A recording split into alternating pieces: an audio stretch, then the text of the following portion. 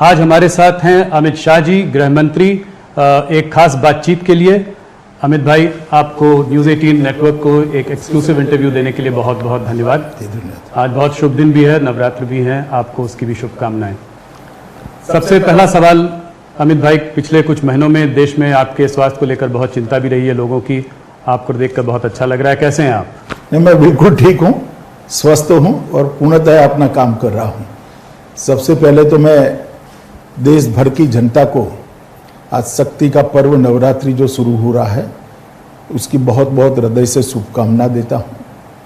नवरात्रि हमारे यहाँ शक्ति पूजा के एक पर्व के रूप में जाना जाता है और विशेषकर गुजरात में, बंगाल में, ढेर सारे राज्यों में इसको बहुत अच्छे तरीके से लोग मनाते हैं।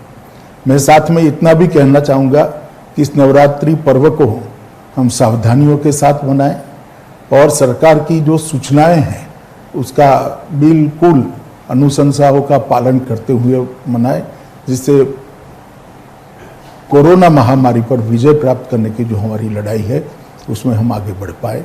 इतनी सावधानी जरूर है, माँ की आराधना जरूर करें, मगर 2 गज का अंतर भी रखें, मास्क भी पहने और स्वच्छता से हाथ को साफ भी करें।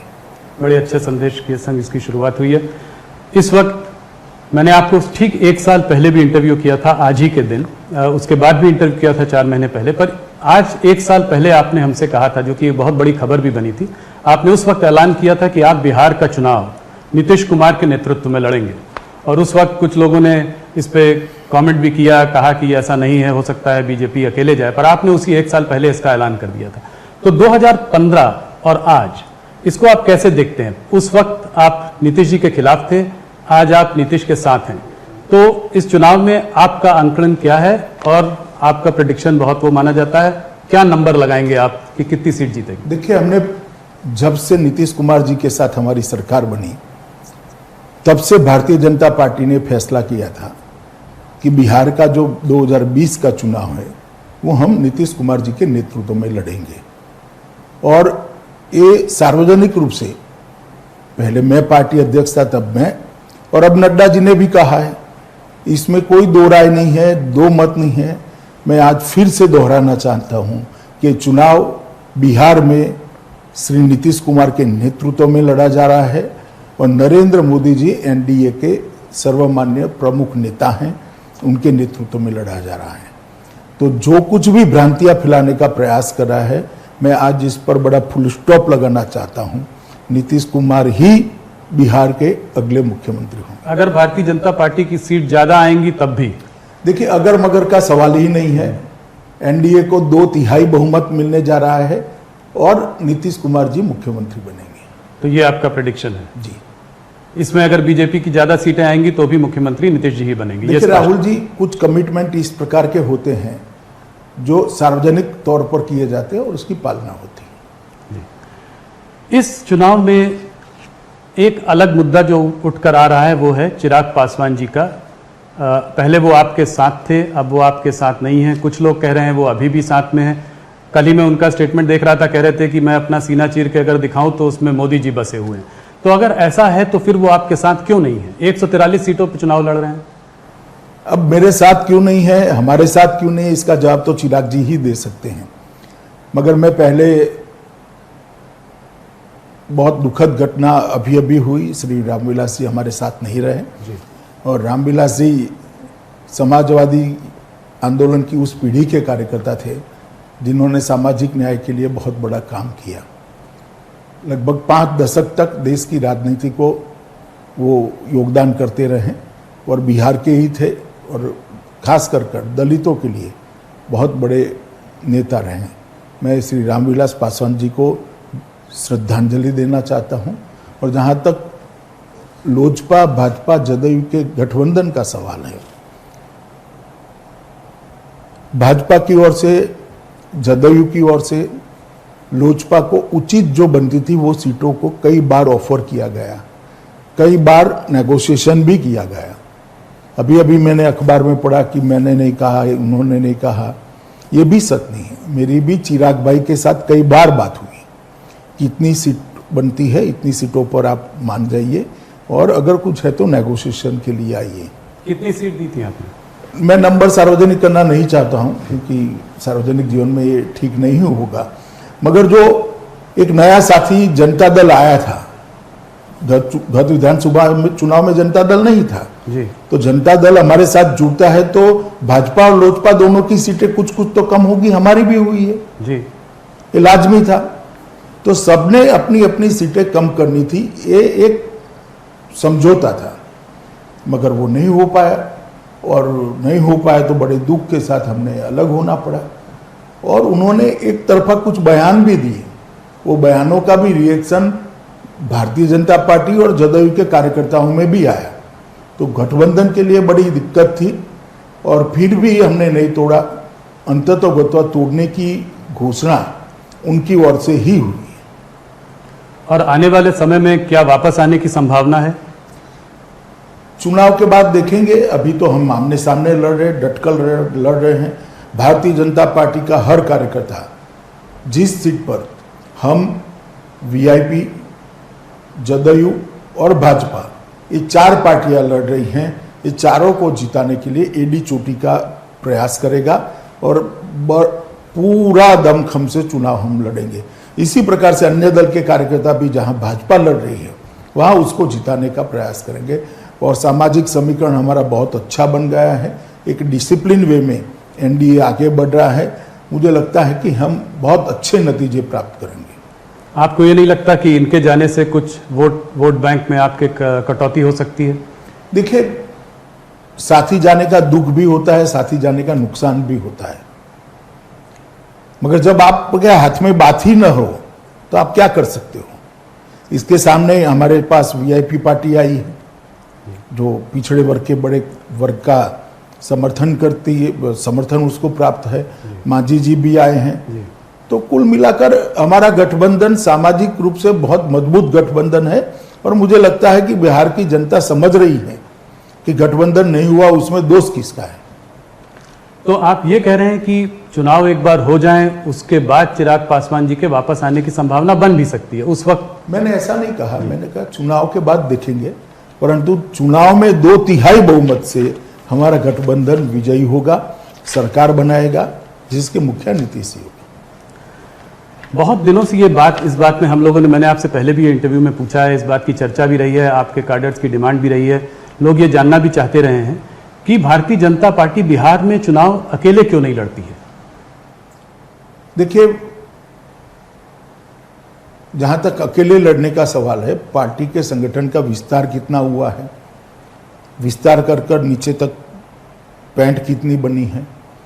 और नीतीश कुमार जी जब से एनडीए बना तब से हमारे साथी हैं। पहले समता पार्टी हुआ करती थी, जौहर साहब नेतृत्व करते थे, शरद यादव जी करते थे, बाद में नीतीश कुमार जी के हाथ में नेतृत्व आया, तो तब से हमारे पुराने साथी हैं और तोड़ने का कोई कारण नहीं है। एक बार बीच में थोड़ी गड़बड़ हुई थी, टूटा था, मगर अच्छा ही हुआ, फिर से आज वो एनडीए में है। तो सिर्फ विस्तार के लिए अकेला लड़ना वो ठीक नहीं है, गठबंधन का एक धर्म होता है, तो हमने धर्म को निभाया है। और हम चाहते हैं कि नीतीश कुमार जी के नेतृत्व में जो विकास हुआ है 15 सालों में वो बरकरार रहे। ऊपर मोदी जी, नीचे नीतीश जी, ये डबल इंजन वाली सरकार बिहार को विकसित राज्य बनाने की दिशा में बहुत द्रुत गति से आगे ले जाएगी। आप जब जनता के बीच आज जा रहे हैं इस गठबंधन के साथ, तो पिछले 15 साल में क्या आपकी सरकार ने किया है जिसको कि आप जनता के सामने लेकर जा रहे हैं? ये 15 बनाम 15 जो आप 15 साल अपने और 15 साल लालू जी के कंपेयर करने की कोशिश कर रहे हैं, इसमें आप क्या बोल रहे हैं जनता को? सिर्फ इतना ही नहीं है जी। आप बिहार के 15 साल लालू जी के और 15 साल नीतीश जी के कंपेयर करना है तो मैं अभी कर देता हूं, मगर इसके साथ साथ केंद्र में श्री नरेंद्र मोदी जी की सरकार बनने के बाद 10 साल भी नहीं हुए, 6 साल समाप्त हुए। 6 साल के अंदर देश के 60 करोड़ गरीब, जिसमें से बहुत बिहार में गरीब आबादी बहुत ज्यादा है, आप भी जानते हो जी। उनके घर में बिजली पहुंचाई गई। हर घर में बिहार में बिजली है आज, शौचालय पहुंचाया गया है, गैस का चूल्हा पहुंचाया गया है, स्वास्थ्य योजना का 5 लाख तक का कार्ड पहुंचाया गया है। ढेर सारी सुविधाएं उनको देने का काम भारतीय जनता पार्टी की सरकार ने किया है। एक प्रकार से गरीबों को नारे की जगह एम्पावर करने का काम श्री नरेंद्र मोदी जी ने किया है। 1,25,000 करोड़ का पैकेज दिया था। दुर्भाग्य से हम चुनाव हार गए। सब मानते थे पैकेज का क्या होगा। हम पाई पाई का हिसाब दे सकने की स्थिति में है। 1,25,000 करोड़ के पैकेज को बिहार की जनता के लिए जस का तस हमने जमीन पर उतारा है। चाहे इंफ्रास्ट्रक्चर की बात हो, चाहे रेल की बात हो, चाहे पेट्रोलियम की बात हो, चाहे बिजली की बात हो, चाहे गंगा पर बड़े बड़े पुल बनाने हो, चाहे कारखाने खाद के बनाने हो, चाहे कृषि विकास के लिए इंफ्रास्ट्रक्चर खड़ा होना, हर क्षेत्र के अंदर 1,25,000 करोड़ ने अपना काम किया है। और बिहार को अतिरिक्त राशि भी दी गई है। और साथ में साथ नीतीश कुमार जी की सरकार ने भी ये 15 साल में बहुत तेजी से विकास किया है। मैं थोड़े आंकड़े आपको देना चाहता हूँ। जब लालू जी के 15 साल थे तब विकास दर, औसत विकास दर 3.16 थी और आज 11.20 है। आप समझ सकते हो Bihar one of the fastest growing economies है जी। और फास्टेस्ट ग्रोइंग इकोनॉमी किसके राज्य में बनी जी। तो एनडीए के राज्य में। जहां तक बजट का सवाल है, 23,000 करोड़ का बजट था, आज 2,23,000 करोड़ का बजट है। बजट में 2 लाख करोड़ की बढ़ोतरी बिहार जैसे राज्य जहां रेवेन्यू कम होती है वहां पर हुआ है। इसी प्रकार से एग्रीकल्चर ग्रोथ रेट में 5% की वृद्धि है। व्यक्तिगत आय में भी वृद्धि हुई है। लगभग 18% लोगों के घर में बिजली थी, आज 100% घरों में बिजली हुई। पक्की सड़कें 37% थी, आज 80% सड़क की पक्की सड़कें बन चुकी हैं। ये बताता है कि बिहार के अंदर विकास हुआ है। बिहार की जनता ने आजादी के बाद पहली बार एनडीए में नरेंद्र मोदी और नीतीश कुमार के नेतृत्व में विकास को पहचाना है और उनको भी लगा है कि हाँ, बिहार का भी विकास हो सकता है। गंगा का पुल बनाने की बात लीजिए, 50 के दशक के बाद आज पहली बार बन रहे हैं और एक नहीं 2-2, 3-3 पुल बन रहे हैं। फर्टिलाइजर के कारखाने बन रहे हैं। चौतरफा विकास का एक वातावरण बिहार के अंदर बना है और इसका फायदा निश्चित हमसे होगा। और लालू जी के शासन में सिर्फ विकास ठप पड़ा था ऐसा नहीं था। फिरोथी एक इंडस्ट्री बन चुकी थी, गायों के घास का चारा तक खा लिया गया था। बेपनाह मतलब भ्रष्टाचार जिसका कोई नाप नहीं है, इतना भ्रष्टाचार हुआ। लॉ एंड ऑर्डर आप जानते ही है बिहार का कैसा था, अब लॉ एंड ऑर्डर कैसा है। बहुत बड़ा अंतर आया है और बिहार आज आगे मुड़कर देख रहा है, आगे बढ़ने के लिए तैयार हुआ है। तो ये जो परिवर्तन आया है ये 15 साल में आया है और ये परिवर्तन के अंदर और तेजी आई है वो मोदी जी के प्रधानमंत्री बनने के बाद आई है। तो नीतीश कुमार जी के 15 साल और लालू जी के 15 साल का कंपैरिजन अगर जदयू ही भाजपा जदयू रखे, इससे तो अच्छा है कि आरजेडी एक बार रख दे तो बिहार की जनता को मालूम पड़ जाएगा कि विकास किसको कहते हैं। पर अमित जी, कुछ आंकड़े और भी हैं। अगर आप कुछ सोशो इकोनॉमिक इंडिकेटर्स देखें तो ह्यूमन डेवलपमेंट इंडेक्स में बिहार एकदम नीचे है। अगर आप अनएम्प्लॉयमेंट रेट देखें तो बिहार में बहुत हाई है। इनफैक्ट करीब 46% की वृद्धि हुई है। अगर आप उसकी लिटरेसी रेट देखें तो तमिलनाडु और झारखंड के संग बॉटम 3 स्टेट्स में भी आता है। तो एक एंटी इनकम्बेंसी का माहौल हो ही जाता है इतने दिनों में। उसके बाद इस तरह के भी कुछ इंडिकेटर्स हैं, तो इनको कैसे काउंटर करेंगे? आपकी क्या प्रॉमिस रहेगी कि इसको कैसे ठीक किया जाए? देखिए, मैं आपको बताता हूं कि जब आपको तुलनात्मक अभ्यास करना है, कंपैरेटिव स्टडी करना है, तो आपको क्या मिला था वो देखना पड़ेगा। आपको एक मैदान मिल जाए और उस पर एक मकान बनाना है तब तो सरल होता है, मगर 500 फुट ऊंडा गड्ढा मिलेगा और उसमें मकान बनाना है तो देर लगती है। और जब चहु ओर से पिछड़ापन हो तब आपने प्रायोरिटी तय करनी है। तो नीतीश कुमार जी ने प्रायोरिटी तय करी है, नरेंद्र मोदी जी ने प्रायोरिटी तय करी है कि भाई पहले हर व्यक्ति को एम्पावर करो, गांव को सड़कों से जोड़ दो, गांव को बिजली से जोड़ दो, गांव के अंदर शुद्ध पीने का पानी पहुंचाने का काम कर दो। ये होने के बाद ऑटोमेटिकली इंफ्रास्ट्रक्चर के बगैर कैसे इंडस्ट्री आ सकती है? तो अभी इंफ्रास्ट्रक्चर बनाना, बिजली पहुंचाना, ये काम हुआ है। मैं नहीं कहता कि पूरा काम समाप्त हो गया। कांग्रेस आरजेडी के शासन में जो बीमारू राज्य बनाकर छोड़ा था, उसमें बाहर आने के लिए अभी काफी कुछ करना बाकी है, मगर वो वही कर सकते हैं जिन्होंने इतना किया है, और वो नीतीश कुमार और नरेंद्र मोदी जी की जोड़ी है। मोदी जी यहां पर है और नीतीश जी वहां है, तो केंद्र सरकार का भी समर्थन प्राप्त होगा। अगर एक सरकार ऐसी आ जाती है जो केंद्र के साथ झगड़ा लगाने में ही पड़ी रहेगी, तो बिहार का विकास कैसे आएगा? और एक सरकार ऐसी आएगी, एनडीए की सरकार आएगी, जो नरेंद्र मोदी जी के विकास के विजन को अपने यहां अपनाएगी, तो मैं मानता हूं फायदा होगा।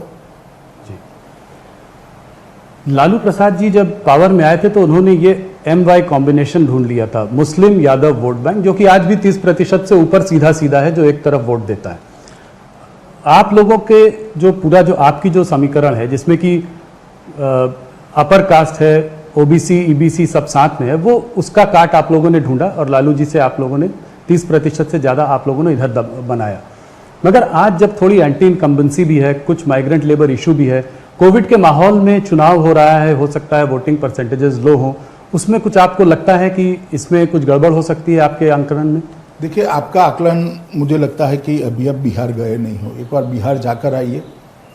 बिहार गए हुए बहुत सारे कार्यकर्ताओं को से मैंने फ़ोन पर बात की है, ग्रामीण अंचल के कार्यकर्ताओं से भी बात करी है। नरेंद्र मोदी जी ने मार्च से लेकर छठ पूजा तक जो अनाज गरीब के घर में पहुंचाया है, एक पैसा नहीं लिया है। कोविड के बाद जी। बिहार की जनता आज इस बात को कभी भूल नहीं सकती, कभी भूल नहीं सकती। नीतीश कुमार जी ने जो प्रवासी मजदूर आते थे, इनकी रहने की व्यवस्था की, इनका टिकट भाड़ा दे दिया, बाद में 1000 रुपया दिया और उनको एक किट दी, हेल्थ की व्यवस्था करी। आज 96% रिकवरी रेट है बिहार का, देश में शायद सबसे ऊपर है। कोविड सब जगह फैला है, बिहार में भी फैला है, मगर 96% रिकवरी रेट है बिहार का। और आप समझते हो, बिहार जैसे राज्य में जहां स्वास्थ्य का खाका बहुत चरमराया हुआ था एक जमाने में, वहां ये अचीवमेंट प्राप्त करना बहुत बड़ी बात होती है जी। तो कोविड के कारण गुस्सा होगा, ये बात मेरे गले नहीं उतरती है। कोविड के कारण ढेर सारा फायदा हो। इसके अलावा 54,000 करोड़ की राशि बिहार सरकार ने खर्च करी है। मोदी जी ने हर जनधन अकाउंट में गरीब के घर में पैसा भेजा है, हर किसान के अकाउंट में 6,000 रुपया भेजा है, हर दिव्यांग के घर में पैसा भेजा है, और वो कोविड के समय में उसका जीवन यापन के लिए सहारा बना हुआ है। तो सरकार का ये जो संवेदनशील चेहरा है नरेंद्र मोदी जी का, चाहे नीतीश कुमार जी का, उसने कोविड से ग्रसित और कोविड से पीड़ित जनता को एक संवेदनशील राज्य, चाहे केंद्र हो या राज्य हो, संवेदनशील सरकार कैसी होती है, इसका परिचय कराया। मैंने ये भी सुना है कि आपके इंटरनल सर्वेस कह रहे हैं कि वहाँ आज भी मोदी जी की एक बहुत बड़ी लहर है। एंटी इनकम्बेंसी जरूर होगा, वो हो जाता है, स्वाभाविक है इतने सालों के बाद, मगर मोदी जी की एक लहर है, वेव है, और हो सकता है आपकी सीट आपके पार्टनर से ज़्यादा, नीतीश जी से ज़्यादा सीटें आप लोग लेके आए। भैया, मोदी जी की लहर सिर्फ बिहार में नहीं है जी, देश भर में है, बिहार में भी है, और स्वाभाविक रूप से उसका फायदा सिर्फ हमें नहीं होता है, जदयू को भी होगा, क्योंकि जदयू हमारा साथी है, बिल्कुल, हम साथ में चुनाव लड़ रहे हैं। तो मोदी जी की लहर से सिर्फ बीजेपी की सीटें बढ़ेगी ऐसा नहीं होगा, जदयू की इतनी ही सीटें बढ़ेगी जितनी बीजेपी की बढ़ेगी। हम लगभग बराबर सीटें लड़ रहे हैं, एक सीट जदयू हमसे ज्यादा लड़ रहा है, बराबर सीटें लड़ रहे हैं। और मैं अभी भी कहता हूं कि आप कितना भी जवाब ढूंढने का प्रयास करिए, बिहार के अगले मुख्यमंत्री नीतीश कुमार जी। लोग ये भी कहते हैं कि जब अमित शाह जी चुनाव का नेतृत्व करते हैं तो वो मैदान में सिर्फ ए टीम लेकर नहीं, बल्कि अपने साथ एक बी टीम लेकर भी उतरते हैं। तो काफ़ी लोग चुनाव लड़ रहे हैं बिहार में, ओवैसी जी लड़ रहे हैं, वो उन्होंने काफ़ी कैंडिडेट उतारे हैं, उसमें मुस्लिम वोट्स कटेंगे तो उसका फायदा आपके गठबंधन को होगा। देखिए, इस प्रकार से किसी भी राजनीतिक दल को बी टीम सी टीम कहना ठीक नहीं मानता मैं। सबका चुनाव में लड़ने का अधिकार है, लोकतंत्र है, 1700 पार्टियां हैं। सिर्फ ओवैसी क्यों, बहुत सारे लोग लड़ रहे हैं। जी जी, 5 कॉर्नर कॉन्टेस्ट है। अब अपने कुशवाहा जी भी लड़ रहे हैं जी जी, और माले पप्पू यादव का एक मोर्चा लड़ रहे हैं, एसडीपीआई लड़ रही है, ढेर सारे लोग अपने यशवंत सिन्हा जी भी लड़ रहे हैं बहुत सारे लोग लड़ रहे हैं। अब चुनाव है, किसको ना कीजिएगा, जी जी, जो लड़ेगा लड़ेगा, मगर जनता का मूड मैं स्पष्ट मानता हूं। मैंने 10 दिनों में ढेर सारे कार्यकर्ताओं को मंडल स्तर पर बात करी है टेलीफोन पर, बहुत स्पष्ट रुख है। जो सर्वे आ रहे हैं भी, ये भी बहुत पॉजिटिव इंडिकेटर देने वाले सर्वे आ रहे हैं कि भारतीय जनता पार्टी और जदयू की सरकार बनने जा रही है। एक फैक्टर इस चुनाव में और आया है पिछले कुछ महीनों में, वो है सुशांत सिंह राजपूत फैक्टर। कहा जा रहा है कि ये एक सुशांत सिंह राजपूत का जो केस है, ये एक महाराष्ट्र वर्सेस बिहार एक लड़ाई में बदल गया है और बिहार चुनाव में एक अहम मुद्दा है। क्या आप इस बात को मानते हैं? देखिए, मुझे मालूम नहीं है जमीन में ये केस कितना चुनावी मुद्दा बना है, मगर बना भी है तो इसका कारण हम नहीं है। अगर पहले से सीबीआई को दे दे तो चुनावी मुद्दा ही न बनता।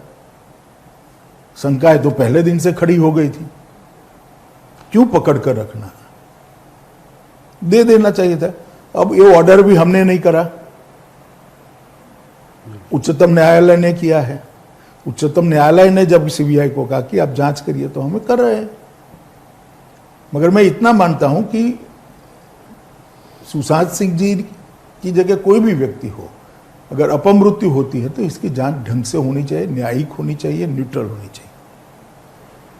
जल्दी में आपको लगता है कि केस को क्लोज कर दिया था मुंबई पुलिस ने?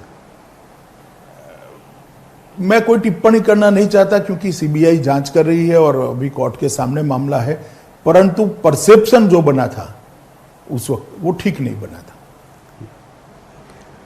तो ये तो रही बिहार की बातें। थोड़ा सा मुड़ते हैं देश के और गंभीर मुद्दों की ओर। सबसे गंभीर मुद्दा पिछले महीनों में जो रहा है वो रहा है चाइना का मुद्दा। आप इस मुद्दे को कैसे देखते हैं? क्या चाइना ने, लोग तरह तरह की बातें कर रहे हैं, पर मैं आपसे सीधा सवाल पूछना चाहता हूं, क्या चाइना हमारी सीमाओं में घुस आया है? क्या आपको कुछ उम्मीद है कि इस समस्या का समाधान निकलेगा? मिलिट्री लेवल टॉक्स काफी दिनों से चल रही हैं, डिप्लोमेटिक दरवाजे भी खुले हुए हैं, क्या इसका समाधान आपको दिखाई पड़ रहा है? देखिए, दोनों सेनाओं के बीच में भी बात हो रही है और दोनों देश के डिप्लोमेट भी बात कर रहे हैं। उस वक्त सरकार के गृह मंत्री नाते मुझे कुछ कहना उचित नहीं लगता, मगर मैं नरेंद्र मोदी जी की बात को दोहराता हूं कि हम अपनी एक एक इंच जमीन के लिए जागरूक हैं और इसको कोई छीन नहीं सकता। तो अंदर किसी के आने का कोई सवाल नहीं है, आप ये कह रहे हैं? मैं फिर से एक बार मेरी बात को दोहराता हूं, हम सीमाओं पर अपनी एक एक इंच जमीन के लिए जागरूक है पर उसको कोई छीन नहीं सकता। चाइना तो ये समझता है कि लद्दाख और अरुणाचल प्रदेश भी जो है हमारे देश का हिस्सा नहीं है। तो क्या आपको लगता है कि भारत को भी तिब्बत और ताइवान के रवैये की ओर जो है एक अपने नीति में बदलाव लाना चाहिए? देखिए, ऐसा है कि इस तरह की बातें इस प्रकार के इंटरव्यू में करना ठीक नहीं होगी। ये बड़ा कॉम्प्लेक्स इश्यू है और इसके फार रीचिंग रिपल्केशंस भी होते हैं, इसलिए मैं इस पर ज़्यादा बोलना नहीं चाहता हूं। पार्लियामेंट के फ्लोर पर श्री राजनाथ सिंह जी और विदेश मंत्री जी ने, श्री जयशंकर जी ने, दोनों ने बातें रखी हैं। मुझे लगता है इतना पर्याप्त है। अभी बातें चल रही हैं चाइना के साथ, देखिए आगे क्या होता है, मगर हम हमारे अधिकारों के लिए और हमारे सार्वभौमत्व के लिए कटिबद्ध है, जागरूक है। शी जिनपिंग जी ने अभी कुछ हाल में कहा, एक कोई मिलिट्री बेस का कहीं पे गए हुए थे, वहां पे उन्होंने जो है पीपल्स लिबरेशन पार्टी में कहा कि हमें दिल और दिमाग से जो है वॉर के लिए तैयार रहना चाहिए। क्या कहना चाहेंगे आप इस तरह के?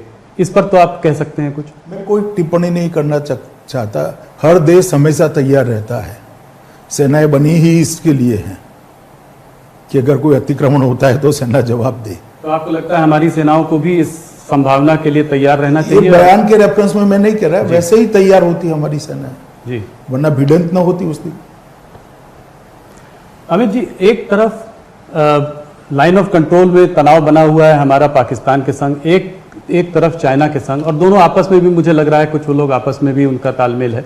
तो ऐसे में अपने देश को हम लोग कैसे वो बचाएंगे? मतलब दोनों तरफ से हमारे ऊपर दबाव बना हुआ है, तो इसको हम आप कैसे देखते हैं? नहीं, हमारी सेनाएं और हमारा नेतृत्व दोनों सक्षम है, इरादे बुलंद हैं, और एक 130 करोड़ का भारत इस प्रकार से कोई इसको दबा नहीं सकता है, और सत्य हमारे पक्ष में है, दुनिया के ज़्यादातर देश हमारे पक्ष में है। मैं मानता हूं कि ये ठीक है, एक स्थिति होती है, कई बार ऐसा दिखता है, परंतु अब कुछ भी करना इतना सरल नहीं है। राहुल गांधी जी जो है चाइना पे आजकल बयानबाजी कर रहे हैं, तो उन्होंने एक बार ये कहा कि जो है हमारी सेना ने 1200 किलोमीटर जो है, चाइना की सेना ने 1200 किलोमीटर जमीन पर हमारे कब्जा कर लिया, और अगर कांग्रेस की सरकार होती तो 15 मिनट में उनको खदेड़ के भगा देती। इस पर आप क्या कहना चाहेंगे? देखिए, राहुल जी के पास ना कोई डेटा होता है ना कुछ होता है, जिसका सिर नहीं है, जिसका धड़ नहीं, इस प्रकार की बातें करते रहे। मगर कम से कम कांग्रेस पार्टी को बोलने का अधिकार नहीं है। उनके समय में चीन ने भारत की कितनी जमीन हड़प ली है, इसका हिसाब एक बार राहुल जी जरा देश की जनता के सामने रखें। तो क्या आप, मैं 1962 की बात कर रहा हूं। जी जी, कांग्रेस की ही सरकार थी, उनके परनाना ही प्रधानमंत्री थे। क्या आप ये कहना चाह रहे हैं कि प्रॉब्लम आज जो खड़ी हुई है वो 1962 की वजह से है? मैं ऐसा नहीं कहता। प्रॉब्लम आज जिसके भी कारण खड़ी हुई है, जवाब देने में हम सक्षम है। प्रधानमंत्री जी इसके लिए दिन रात काम कर रहे हैं, और जवाब दिया भी जाएगा। कूटनीतिक स्तर पर भी दिया जाएगा, सेना की बातचीत के माध्यम से दिया जाएगा, सब तरह से दिया जाएगा। परंतु कम से कम कांग्रेस पार्टी को यह मुद्दा खड़ा करने का अधिकार नहीं है। चाइना जो है दुनिया को एक बाइपोलर वर्ल्ड की तरह देखता है, एक तरफ चाइना और एक तरफ यूएस। इनफैक्ट अगर देखें तो पिछले कुछ सालों में, चाहे वो ऑस्ट्रेलिया हो, जापान हो, वियतनाम हो, फिलीपींस हो, या यहाँ तक कि ताइवान को भी पिछले एक साल से काफ़ी परेशान कर रहा है। तो क्या लगता है इसका कोई डिप्लोमेटिक, इंडिया बाकी देशों के साथ मिलकर इसका कोई इंटरनेशनल स्तर पे कोई हल सोच रहा है, कोई हल निकाल रहा है, बातचीत चल रही है? देखिए, अब उनके हर देशों के साथ अलग अलग प्रकार के रिश्ते हैं, हमारे साथ भी अलग प्रकार के रिश्ते हैं। परंतु जहाँ तक भारत का सवाल है, मैं इतना स्पष्ट कह देता हूँ कि हम हमारी सीमाओं के लिए और सार्वभौमत्व के लिए जागरूक हैं। थोड़ा सा कश्मीर की ओर बढ़ते हैं। पिछली इंटरव्यू में भी मैंने आपसे 4 महीने पहले यही पूछा था कि कश्मीर में आप लोगों ने बात कही है कि विश्वास की भी जरूरत है और वहाँ विकास की भी जरूरत है। अब मनोज सिन्हा जी भी वहाँ पे गए हैं एलजी होने के नाते, तो आपका क्या रोड मैप है? क्या लगता है कि कब वहाँ पर सिचुएशन नॉर्मल हो सकेगी और विकास को एक प्राथमिकता मिल पाएगी? देखिए, जहाँ तक लॉ एंड ऑर्डर का सवाल है, सिचुएशन नॉर्मल हो चुकी है। विकास के लिए काफ़ी कुछ होना चाहिए था अब तक, मगर कोविड वहाँ पर भी था, कोविड की दिक्कतें वहाँ पर भी थी, और स्वाभाविक रूप से भारत सरकार का भी फोकस कश्मीर समेत पूरे देश के कोविड के रोकथाम में था। मुझे लगता है कि अब मनोज जी गए हैं और मनोज जी ने शुरुआत बहुत अच्छी करी है, और विकास नीचे तक पहुंचाने की शुरुआत भी करी है। चाहे प्रधानमंत्री आयुष्मान भारत का कार्ड पहुंचाना हो, हर गांव में पानी पहुंचाना, ये सारी योजनाओं को द्रुत गति से हम आगे, इंफ्रास्ट्रक्चर के प्रोजेक्ट में भी बहुत बड़ी हमने रुके हुए प्रोजेक्टों को बहुत तेज गति से आगे बढ़ाया है। 5-6 महीने में आपको दिखाई पड़ेगा कि कश्मीर के अंदर काफ़ी कुछ अच्छा हो रहा है, और स्वाभाविक है कि कश्मीर में भी कोविड कोई कम नहीं था जी, और देश भर में कोविड था, तो 5-6 महीने थोड़ा एक स्लो रहा है, मगर अब गति काफ़ी बढ़ी है। विगत 1-1.5 महीने में बहुत परिवर्तन आया है। फारूक अब्दुल्ला और महबूबा मुफ्ती का साथ में आकर ये कहना कि आर्टिकल 370 को दोबारा लागू किया जाए, ये तो समझ में आता है। हाल ही में चिदम्बरम जी ने कहा है कि कांग्रेस का ये स्टैंड है कि 370 को रेस्टोर करना चाहिए, स्पेशल स्टेटस कश्मीर में वापस आना चाहिए। क्या कहना चाहेंगे आप इस बारे में? तो कांग्रेस पार्टी ने पार्लियामेंट में भी ये स्टैंड लिया था कि 370 नहीं जानी चाहिए, मगर मेरा तो विनंती है कि राहुल गांधी और सोनिया गांधी, चिदम्बरम जी का जो स्टेटमेंट है, इसको एक बार एंडोर्स कर दे जरा, तो देश की जनता को मालूम पड़े। चिदम्बरम जी का जो स्टेटमेंट है, उसको राहुल गांधी और उन्होंने तो कांग्रेस की तरफ से ही बोला है, उन्होंने कहा ये तो कांग्रेस का मत है। फिर भी राष्ट्रीय अध्यक्षा ने इसको रिपीट करना चाहिए, राहुल जी ने भी रिपीट कर देना चाहिए। डिलिमिटेशन की प्रक्रिया जारी है कश्मीर में।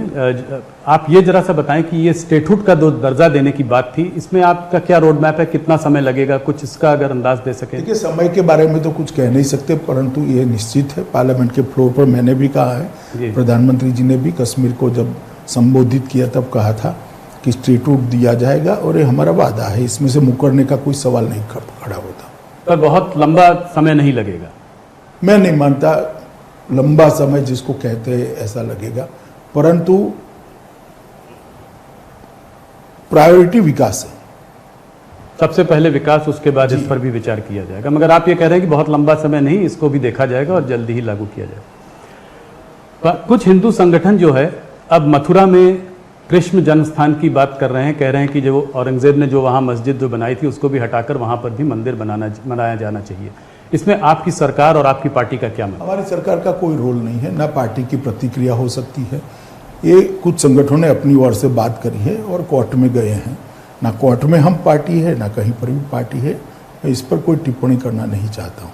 तो राम जन्मभूमि जैसे आप लोगों ने वो किया था, इसको आगे आप सरकार या पार्टी की तरफ से? राम जन्मभूमि हमारा एजेंडा था जी, ये एजेंडा नहीं, और उसको लेकर हम सालों तक एक आंदोलन किए थे। अभी जो संगठन गए हैं वो स्वतः गए हैं, और इसमें ना हम पार्टी है ना इस पर मैं कोई टिप्पणी करना चाहता हूँ। अभी हाल ही में असम की सरकार ने कुछ मदरसों के लिए खर्चे बंद कर दिए, तो उस पर कांग्रेस ने जो है बहुत जोर शोर से हल्ला किया और कहा कि सरकार जो है कुंभ पर तो इतना खर्चा करती है और यहाँ पे खर्चे बंद कर दिए। इसके बारे में आप क्या कहेंगे? मुझे लगता है शायद मॉडर्नाइजेशन की बात है, मैंने डिटेल मंगाई है जी, मगर मॉडर्नाइजेशन से जुड़ा हुआ कोई प्रॉब्लम है, मैं अभी एकदम स्पष्ट नहीं हूँ।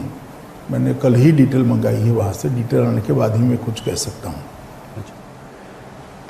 अमित जी, एक चीज़ जो कि मैंने एक आध इंटरव्यू में पहले भी कही थी और ये आपने इसमें बहुत चर्चा भी की थी। आपसे मैंने एक बार पहले भी पूछा था कि ये भारतीय जनता पार्टी और शिवसेना में दरार पड़ गई है, अपने अपने रास्ते चले गए हैं, तो आपने मुझसे कहा था कि भारतीय जनता पार्टी कभी शिवसेना से दूर नहीं जाना चाहती थी, क्योंकि ये बहुत पुराने एनडीए के सदस्य थे। अब इधर बीच अकाली दल भी जो है एनडीए से उसने अपना रिश्ता नाता तोड़ दिया है, तो क्या इसको आप देखते हैं कि अब एनडीए जो है क्रम्बल कर चुका है? अब ये आज की पॉलिटिकल वास्तविकता में एनडीए का कोई स्थान नहीं है? ये ऐसा नहीं है। देखिए, 30 से ज़्यादा पार्टियां हैं, और जहाँ तक शिवसेना और अकाली का सवाल है, हमने किसी को नहीं निकाला। अकाली ने उन्हें हमारा साथ छोड़ दिया और शिवसेना ने हमारा साथ छोड़ दिया, हम क्या कर सकते हैं? तो क्या आपको लगता है कि कभी वापस भी आ सकते हैं? जैसे शिवसेना से कभी हाथ दोबारा मिलाया जा सकता है? इसका ये दरवाजा खुला है या नहीं? मैं कोई ज्योतिषी तो नहीं हूँ, मगर अभी तो वो कृषि बिल पर अड़े हैं जी, पर भारतीय जनता पार्टी की ओर से दरवाजा बंद नहीं है? नहीं, ऐसा कोई दरखास्त ही नहीं है, तो दरवाजा बंद खुला रहने का कोई सवाल नहीं है। नहीं, मतलब आपके मन में ये नहीं है कि अब नहीं, अब कभी इनके साथ वापस नहीं जाना, ऐसी कोई बात नहीं? देखिए, ऐसी बात नहीं है। उनका मुद्दा विशेषकर कृषि बिल है, जो अभी रिफॉर्म्स किए गए कृषि क्षेत्र के अंदर। मैं आपके माध्यम से देश भर की जनता को और विशेषकर किसान भाइयों को इतना जरूर कहना चाहता हूं कि विपक्ष के द्वारा देश के किसानों को भड़काया जा रहा है। ये कृषि बिल है क्या? आज देश अपनी उपज, अपना जो उत्पादन है, पूरा मंडियों में बेचता है, आड़तियों के माध्यम से बेचता है, तो उसको एक ही मंडी का रेट उपलब्ध होता है। अब बिल क्या लाया है कि वो मंडी के बाहर भी बेच सकता है। इसका मतलब ये नहीं कि मंडी बंद हो जाएगी। जहर ये फैलाया जा रहा है कि मंडियां बंद हो जाएगी। मंडी बंद होनी ही नहीं है। दूसरा जहर फैलाया जा रहा है कि एमएसपी बंद कर देंगे जी, कि एमएसपी रजीम बंद हो जाएगा इससे। एमएसपी बंद करने की कोई बात ही नहीं है। इस बार परचेज भी चालू होगा खरीफ का, क्योंकि लाखों टन पंजाब में धान खरीदना शुरू हो गया, हरियाणा में शुरू हो गया। पंजाब हरियाणा में सबसे बड़ा मुद्दा यही है, उनको डर ये लग रहा है कि एमएसपी बंद। मगर बिल में कोई मुझे बता दे कि एमएसपी बंद करने की बात कहां पर है। एक किसानों को भड़काने की बात है, और इसीलिए आंदोलन उठ नहीं रहा है। देखिए, एमएसपी बंद करी ही नहीं है, ना करने का सवाल है। उल्टा हमने तो स्वामीनाथन कमेटी की सिफारिशों को अमल में लाया जी 50% प्रॉफिट वाली, और इसके कारण हर सीजन में एमएसपी के दाम बढ़ते जा रहे हैं, किसान को फायदा हो रहा है। मगर एमएसपी से ज्यादा भी अगर कोई आटे की मिल वाला गेहूं का दाम देता है तो किसान क्यों नहीं बेच सकता उसको? किसान को ये ऑप्शन उपलब्ध होना चाहिए या नहीं होना चाहिए? जी तो हम तो ऑप्शन दे रहे हैं, और अगर एमएसपी से कम दाम है तो किसान भला क्यों प्राइवेट प्रायोरिटी को देगा? वो जरूर एपीएमसी में चला जाएगा। जरूर। और जब ई मंडियां बनने लगी है, देश भर की मंडियां ऑनलाइन आ गई है, युवा किसान अपने मोबाइल से रेट देखता है, वो घर पे रुक जाता है, मंडी में नहीं जाना है, यहाँ तो रेट कम मिल रहा है। और तीसरा, कॉन्ट्रैक्ट फार्मिंग के बारे में कहते हैं कि भाई किसान कहाँ, बड़ी बड़ी कंपनियां होगी, औने पौने दाम में खरीद दिया जाएगा, ये कर दिया जाए, वो कहाँ वकील रखेगा? किसान ये कॉन्ट्रैक्ट में से किसी भी समय पर, किसी भी स्तर पर एक तरफा कॉन्ट्रैक्ट छोड़कर निकल सकता है। तो कॉन्ट्रैक्ट फार्मिंग का कॉन्ट्रैक्ट कंपनियों के लिए बाध्य है, किसान के लिए नहीं है। ये तीनों मुद्दे किसानों को बताने की जगह इसमें पॉलिटिक्स कर रहे हैं, कांग्रेस पार्टी हो या अकाली दल हो या और पार्टियां हो। मगर देश का किसान अब पढ़ लिख चुका है, देश का किसान जानता भी है, पहचानता भी है, और आपके क्रेडेंशियल जो है उसको भी जानता है कि आंदोलन किसके लिए हो रहा है। आपकी सत्ता के लिए हो रहा है, किसान के लिए नहीं हो रहा है। मैं पूछना चाहता हूं राहुल गांधी को, इतने ट्वीट करते हैं, जरा बता दे कि उनका समय जब था, यूपीए की सरकार थी, कितना एमएसपी के दाम पर गेहूं चावल खरीदा जा सकता था, और श्री मोदी जी की सरकार में कितना, कंपेरेटिव आप ट्वीट करें जी, कितने रुपये का खरीदा जाता था, अब कितना खरीदा जाता है, वो कंपेरेटिव ट्वीट करें। जब जब कांग्रेस का शासन आया, एमएसपी के दाम पर धान और गेहूं की परचेज को कम कर दिया गया। अब आप बोला किसानों की बात करते हो, किसान आपको बहुत अच्छे तरीके से जानता है भैया। कुछ तो मिडिलमैन भी इसमें जो है उनको भी काफी घाटा और परेशानी हो रही है। पैसा भी किसान का ही जा रहा है अंततोगत्वा तो जी, ये पैसा सीधा किसान के जेब में जाना चाहिए, बिचौलियों का पैसा, और इसीलिए ये सुधार है। देखिए राहुल जी, मैंने पहले भी किया था कि नरेंद्र मोदी सरकार लोगों के लिए अच्छे हो ऐसे फैसले लेती है, अच्छे लगे ऐसे फैसले नहीं लेती है, और ये फैसला किसानों के लिए अच्छा फैसला है, किसान के भविष्य को सुधारने वाला फैसला है।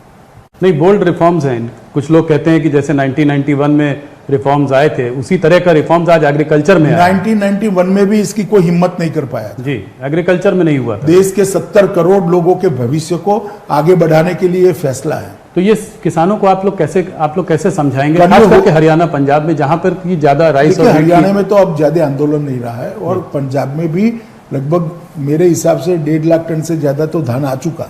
जी, किसान चला गया अपना ट्रैक्टर लेकर एमएसपी के दाम से बेचने के लिए। ऐसी बात नहीं है। बिहार में भी ये कोई बहुत बड़ा चुनावी मुद्दा नहीं है ना। मैं आपसे एक पहले ब्रॉड सवाल पूछना चाहता हूं, उसके बाद एक स्पेसिफिक सवाल पूछूंगा। मुझे लगता है कि देश में जैसे हाथरस का मुद्दा है, ये कोई हाथरस में कोई ऐसी बात तो नहीं है कि ये चीज़ हाथरस में हुई हो, चाहे यूपी हो, बिहार हो, मध्य प्रदेश हो, और भी तमाम प्रदेश हो हमारे देश में। रेप का मुद्दा एक बहुत बड़ा मुद्दा रहा है, सिक्योरिटी का मुद्दा, लॉ एंड ऑर्डर का मुद्दा बहुत बड़ा मुद्दा रहा है। क्या आपको लगता है कि देश में एक लार्जर पुलिस रिफॉर्म्स की ज़रूरत है? नहीं, देखिए, रिफॉर्म की जरूरियात को कोई इनकार नहीं करता, मगर आप मुझे बताइए, हाथरस में भी रेप होता है और जयपुर में भी, राजस्थान में भी होता है, टूल क्यों सिर्फ हाथरस को मिलता है? कारण क्या है? किसी दुर्भाग्यपूर्ण घटना को जी, राजनीतिक रंग देना कितना उचित है? और अपराधी उसी दिन पकड़े गए हैं, उसी दिन तीनों अपराधियों को धर लिया गया है, जेल में है आज। असल में मुझे लगता है कि रातों रात बॉडी को वो क्रिमेशन कर देना वो शायद वो भी जांच आयोग बिठा है जी, उसमें भी सस्पेंड भी किया। अरे कमेटी बनाई है जी सस्पेंड किया है और अब पूरी की पूरी जांच ही सीबीआई को ट्रांसफर कर दी गई है। जी मगर किसी चीज को बढ़ाकर राजनीति करना मुझे लगता है इस प्रकार के मामलों में नहीं करना चाहिए। पर आप ये मानेंगे कि यूपी गवर्नमेंट ने थोड़ी बहुत मिसहैंडलिंग उसमें की है? इसमें थाने लेवल पर गवर्नमेंट नहीं होती है, कुछ अधिकारी होते हैं और मैं मानता हूँ योगी जी ने एसआईटी बनाकर उचित ही काम किया है। जो एसआईटी इसकी डिटेल जांच करेगी, रिपोर्ट भी आएगी और कठोर कदम भी उठाए जाएंगे रिपोर्ट के अनुसार। महाराष्ट्र में जहाँ पे शिवसेना और भारतीय जनता पार्टी में बहुत ज़्यादा तनाव, बहुत ज़्यादा लड़ाई चल रही है पिछले कुछ महीनों से, वहाँ के गवर्नर भगत कोश्यारी जी ने कहा उद्धव ठाकरे जी से कि आप कब से सेक्युलर हो गए। अभी उनका कुछ दिनों पहले का बयान है। इस बयान को राज्यपाल से ये बयान आ रहा है, इससे आप पार्टी कैसे देखती है, इसको आप कैसे देखते हैं? देखिए, मैंने पत्र पढ़ा है और एक पासिंग रेफरेंस उन्होंने दिया है, मगर मुझे भी लगता है कि थोड़ा शब्दों का चयन टाला होता तो अच्छा होता। सुशांत सिंह राजपूत पर मैं वापस एक बार आना चाहता हूं, सिर्फ इसलिए क्योंकि जो मीडिया का एक नैरेटिव हो गया है वो काफ़ी श्रिल हो गया। मैं हर बार आपसे एक बार मीडिया पे सवाल पूछता हूं, मुझे लगता है एक मीडिया का नैरेटिव श्रिल हो गया है। घंटों तक यही कहानी चलती रही है। जरूर बहुत दुर्भाग्यपूर्ण घटना थी, मगर जिस तरीके से उसको चलाया गया है, मीडिया ट्रायल भी हो गया है उसका, इतने दिनों से चल रहा है जो नैरेटिव पूरा श्रिल हो रहा है। गवर्नमेंट ने इतना अच्छा काम किया है पिछले इतने महीनों में, पर पूरे दिन जो है एक ही मुद्दे को करीब 10-12 घंटे चलाया गया है। आप ये बदलते हुए नैरेटिव को कैसे देखते हैं और आप क्या कहना चाहेंगे कि हम लोगों को क्या इसमें करना चाहिए? राहुल, इसका तो जवाब मुझसे अच्छा आप दे सकते हो जी। देखिए भाई, मीडिया ट्रायल नहीं होनी चाहिए, मेरा ऐसा बहुत स्पष्ट मानना है। हाँ, कहीं लिपापोती होती हो, घोताही होती है तो जरूर कान पकड़ना चाहिए, अधिकार है मीडिया का और फर्ज भी है, परंतु सिर्फ टीआरपी के लिए बात को बढ़ाना मुझे लगता है उचित नहीं है। और किसी भी घटना में अगर किसी भी प्रकार की लिपापोती होती तो इसको स्पेसिफिक बताना जी। वो मीडिया का धर्म होना चाहिए।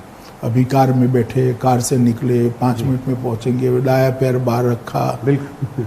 अरे भाई, इस प्रकार से अगर करेंगे तो मुझे लगता है कि न्याय के काम में भी बाधा आती है। जी। इस पूरे मुद्दे में जो एक और अलग मुद्दा निकल कर आया है, ये सुसाइड है या और कुछ है, अबेटमेंट टू सुसाइड है, ये तो बातें पता चलेंगी। मुंबई पुलिस ने तो केस क्लोज कर दिया था, सीबीआई ने अभी इसकी जांच कर रही है। मगर बॉलीवुड में एक ड्रग्स का मुद्दा जो है सामने खुलकर आया है, इसको आप कैसे देखते हैं? देखिए, मैं ड्रग के मुद्दे को बॉलीवुड से जोड़कर नहीं देखना चाहिए। ड्रग एक खतरनाक दूषण है, नासूर है, इसको जितनी हो सके उतना जल्दी समाप्त कर देना चाहिए। ये 1.5-2 साल में ड्रग पर काफ़ी कठोर कदम उठाए गए हैं, नतीजे भी बहुत अच्छे मिले हैं, मगर मैं आपको इतना आश्वस्त करना चाहता हूँ, मोदी जी के नेतृत्व में ड्रग का कारोबार भारत के अंदर करने वालों को बहुत दिक्कतें आएगी। इस प्रकार का कानूनी बदलाव, ढांचागत बदलाव, इंफ्रास्ट्रक्चर भी हम बदल रहे हैं और इसके लिए इतनी मुस्तैदी के साथ उनको मैन पावर भी दे रहे हैं। आने वाले दिनों में इस पर बहुत बड़ा परिवर्तन देखने को मिलेगा। जहाँ तक बॉलीवुड का सवाल है, अब एनसीबी की जांच में जो निकलता है वो निकलेगा, परंतु इसको कोई एक सेक्टर्स के साथ जोड़ना ठीक नहीं होगा। पर चाहे कोई भी इसमें, जब आप बात कर रहे हैं कि इसमें चाहे कितना भी बड़ा आदमी हो, कोई भी इन्वॉल्व हो, सबके अगेंस्ट एक्शन हो। देखिए, छोड़ना तो किसी को नहीं चाहिए। जी। मैं थोड़ा सा वेस्ट बंगाल के बारे में बात करना चाहता हूँ। पिछली बार भी मैंने बात की थी, इलेक्शन आने वाला है अगले 6 महीनों में। आप बंगाल की स्थिति को आज कैसे देखते हैं? देखिए, बंगाल में कानून और व्यवस्था चरमराई हुई है। अम्फान तूफान आया, पूरी राहत इधर उधर अनाप शनाप घोटालों में चली गई। जो यहाँ से अनाज भेजा गया वो भी घोटालों में तितर बितर हो गया। कोरोना के लिए भी जिस प्रकार की पर्याप्त व्यवस्था होनी चाहिए थी वो नहीं हुई। भ्रष्टाचार अपनी चरम सीमा पर है। कानून और व्यवस्था तितर बितर हो गई है। घुसपैठ बेरोक टोक चालू है। बम बनाने के कारखाने हर जिले में मिलते हैं। स्थिति बहुत खराब है। और सबसे चिंताजनक बात लोकतंत्र के लिए है कि विपक्ष के कार्यकर्ताओं पर जिस प्रकार के मुकदमे और हत्याएं हो रही हैं, मैं मानता हूं कि ये भारत के किसी और राज्य में अब दिखाई नहीं पड़ता। एक जमाने में केरल में होता था, परंतु अब तो वहां पर भी काफी अंकुश आया है। तो आपका क्या अनुमान है, भारतीय जनता पार्टी को क्या उम्मीद है इलेक्शन में अगले साल? हम डटकर लड़ेंगे और मुझे भरोसा है कि इस बार बंगाल में परिवर्तन होगा। भारतीय जनता पार्टी की सरकार नरेंद्र मोदी जी के नेतृत्व में बनने जा रही है। कोई चेहरा आपके दिमाग में है जिसको कि चीफ मिनिस्टर प्रोजेक्ट किया जाएगा? वो तो हो भी सकता है, मगर अभी तो बंगाल की जनता तृणमूल कांग्रेस को हटाना चाहती है, वो मुख्य बात है। आपके साथी जो हैं, जो कि बंगाल को देखते हैं या बंगाल में हैं, जैसे कि कैलाश विजयवर्गीय, बाबुल सुप्रियो, इन्होंने ये तक मांग की है कि वहां पे प्रेसिडेंट रूल लगाना चाहिए। आपकी इस पे क्या राय है?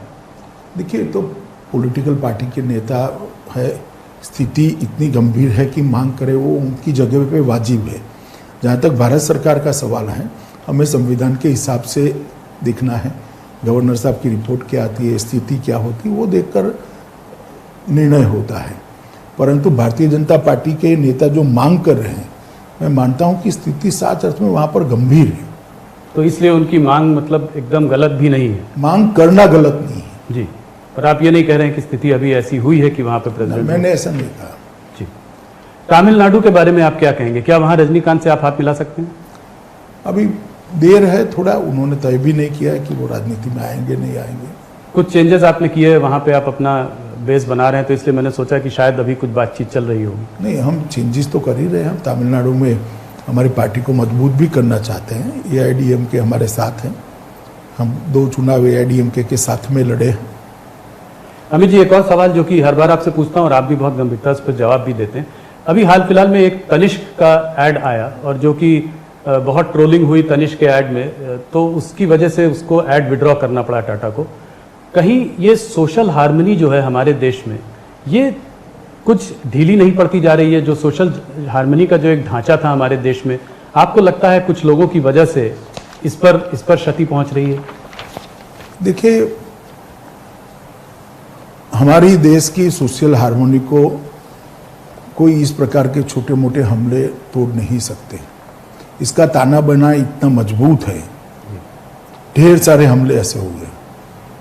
अंग्रेजों ने भी बहुत प्रयास कर देखे, बाद में कांग्रेस ने भी बहुत प्रयास कर देखे, मगर ये टूटने वाली चीज नहीं है। मैं मानता हूं किसी भी प्रकार का ओवर एक्टिविज्म नहीं होना चाहिए। तो आप इसका खंडन करते हैं, ओवर एक्टिविज्म का खंडन करते हैं।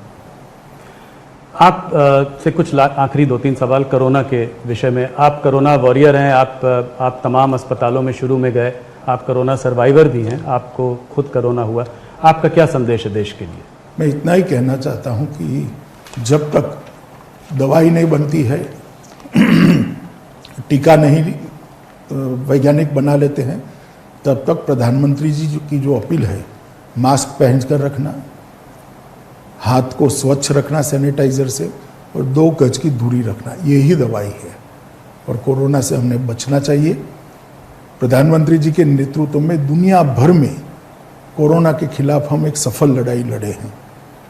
प्रति 10 लाख की आबादी अगर सब आंकड़े देखें, कोरोना पीड़ित लोगों की संख्या, मृत्यु की संख्या और रिकवरी रेट, तो इस सब में भारत 1, 2, 3 में आता है। मैं मानता हूं कि आगे पर कोरोना पर संपूर्ण विजय के लिए भारत की जनता ने कटिबद्ध होना चाहिए, और इसके लिए यही 3 मंत्र हमारे पास है। मास्क पहनकर रखना, सलामत अंतर के साथ ही खड़े रहना, और हाथ को स्वच्छ रखना।